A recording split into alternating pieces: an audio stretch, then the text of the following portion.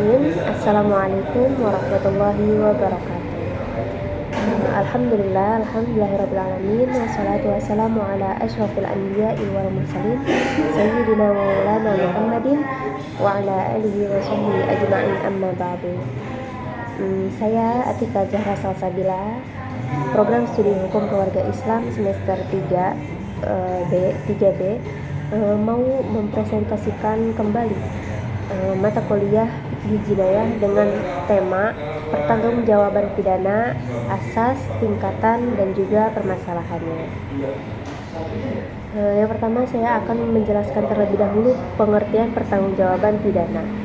Secara umum, pertanggungjawaban pidana adalah proses untuk menentukan apakah seseorang dapat dimintai tanggung jawab atas suatu tindak pidana yang telah dilakukan.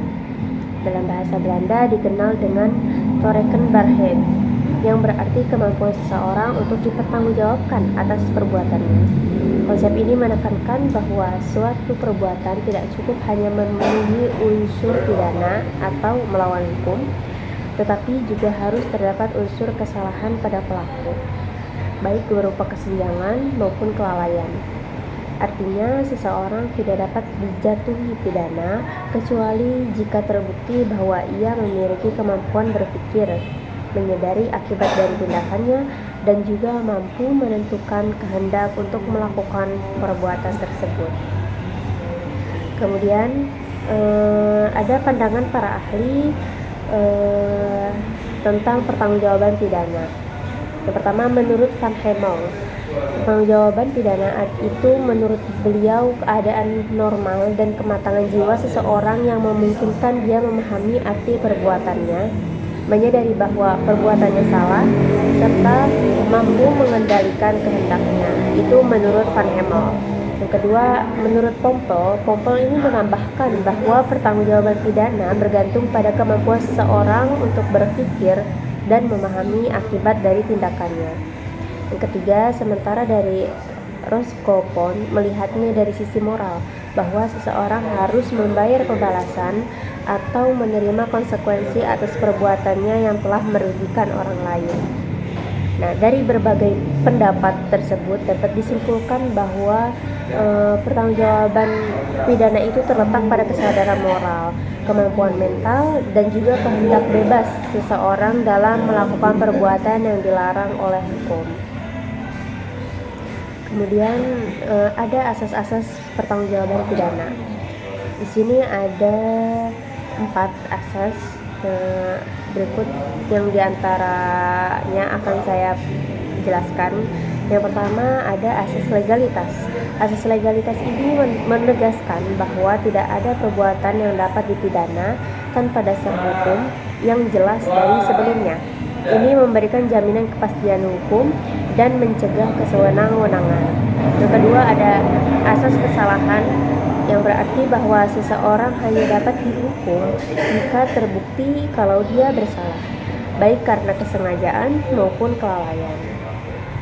Yang ketiga ada asas individualisasi pidana, yang mengharuskan hakim mempertimbangkan kondisi pribadi pelaku seperti motif, latar belakang, dan juga tingkat kesalahannya. Yang keempat atau yang terakhir ada asas proporsionalitas dan keadilan. Asas ini menuntut agar sanksi yang dijatuhkan sebanding dengan perbuatannya, serta mengandung nilai edukatif dan juga preventif. Nah, dalam beberapa kasus modern seperti kejahatan lingkungan atau tindak pidana korporasi, dikenal pula strict liability atau tanggung jawab tanpa kesalahan, dan vicarious liability atau tanggung jawab atas perbuatan orang lain. Ya, selanjutnya ada tingkatan pertanggungjawaban pidana. Di sini pertanggungjawaban pidana dapat dibedakan menjadi beberapa tingkatan. Yang pertama, pertanggungjawaban pidana perorangan, di mana seseorang dimintai pertanggungjawaban atas tindakannya sendiri berdasarkan unsur kesalahan pribadi. Yang kedua ada vicarious liability, yaitu pertanggungjawaban seseorang atas perbuatan orang lain, misalnya atasan terhadap kesalahan bawahannya atau pemilik perusahaan terhadap pegawainya. Yang ketiga ada pertanggungjawaban pidana korporasi, di mana badan hukum dianggap dapat melakukan tindak pidana dan bertanggung jawab layaknya individu. Dalam praktiknya, pidana bisa dijatuhkan kepada korporasi, pengurus, dan atau keduanya sekaligus. Kemudian ada permasalahan dan penerapannya. Dalam praktik hukum Indonesia, masih banyak permasalahan yang muncul terkait penerapan konsep pertanggungjawaban pidana. Beberapa di antaranya adalah belum adanya kodifikasi menyeluruh mengenai pertanggungjawaban pidana korporasi dalam KUHP yang baru, sehingga menimbulkan perbedaan tafsir atas undang-undang.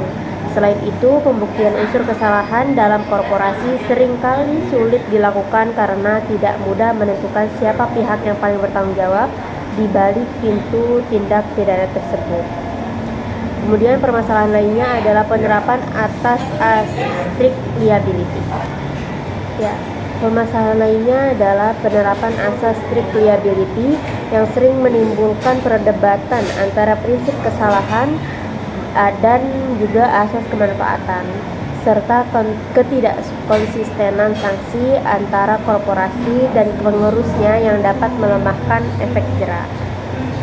Kemudian kita membahas strategi terhadap permasalahan-permasalahan yang terjadi.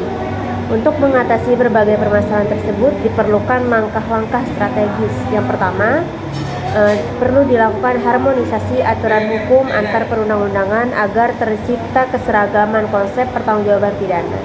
Itu yang pertama. Yang kedua, setiap korporasi perlu memperkuat sistem pengawasan internal dan audit hukum atau dikenal dengan istilah corporate compliance. Gunanya untuk mencegah tindak pidana sejak dini. Yang ketiga, selain itu aparat penegak hukum perlu diberikan pelatihan dan penguatan kapasitas agar mampu memahami karakteristik kejahatan korporasi yang kompleks. Jenis pidana juga perlu didiversifikasi, tidak hanya berupa pidana penjara, tetapi juga berupa denda, pencabutan izin, dan pengumuman publik sebagai bentuk sanksi sosial. Terakhir, pemanfaatan teknologi digital dapat mendukung transparansi dan akuntabilitas dalam penegak hukum. Baik, kesimpulan dari materi ini yaitu pertanggungjawaban pidana adalah unsur paling mendasar dalam sistem hukum pidana karena menentukan sejauh mana seseorang dapat dimintai tanggung jawab atas perbuatannya yang melanggar hukum. Prinsip utama yang mendasarinya adalah tidak ada pidana tanpa kesalahan. Asas hukum seperti legalitas, kesalahan, dan proporsionalitas berfungsi untuk menjaga keseimbangan antara kepastian hukum dan juga rasa keadilan. Namun dengan berkembangnya kejahatan modern seperti tindak pidana korporasi dan kejahatan teknologi, konsep pertanggungjawaban pidana perlu terus disesuaikan. Hukum harus adaptif agar tetap mampu memberikan keadilan substansif bagi masyarakat di tengah perubahan zaman sekarang ini. Seperti itu yang dapat saya sampaikan. Kurang lebihnya mohon maaf jika ada kesalahan penyebutan atau kesalahan apa yang dari saya sampaikan. Kurang lebihnya mohon maaf. Wassalamualaikum warahmatullahi wabarakatuh.